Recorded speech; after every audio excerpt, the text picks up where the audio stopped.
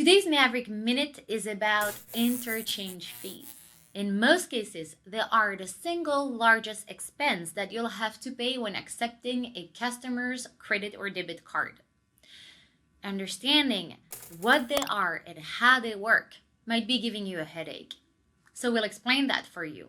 Meanwhile, if you have a question, drop it below and subscribe to our channel. And now, let's answer those questions.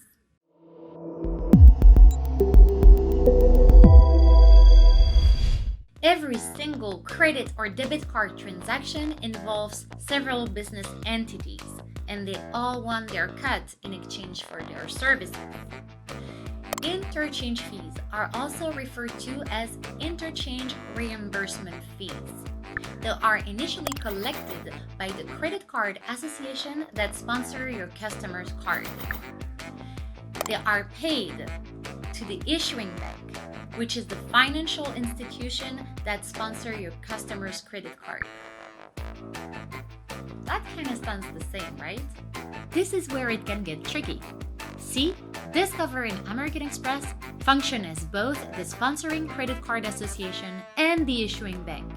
On the other hand, Visa and MasterCard merely slap their logo on cards that are actually issued by a bank. And since the issuing bank is the entity advancing credit to consumers and taking on that associated risk, they end up collecting almost all the interchange fees charged per transaction. Here's another fun fact.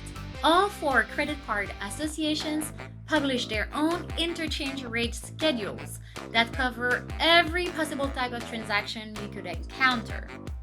And since Visa and MasterCard don't serve as issuing bank, they charge a separate network fee per transaction, which also comes out of your total processing cost.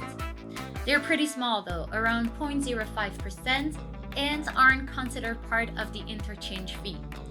But you should be aware of it.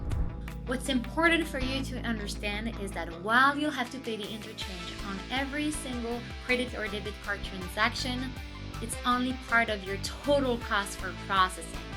Because guess what? Your merchant services provider needs their cut too. All in all, the interchange is the single largest expense in processing a transaction. And depending on your processing rate plan, roughly 70 to 90% of the transaction processing costs go to paying the interchange fees. The rest goes to your processor and the credit card association. Interchange rates for credit cards are usually around 6 times higher than they are for debit cards. Reward cards will have a higher interchange fee. Also, remember what we mentioned earlier.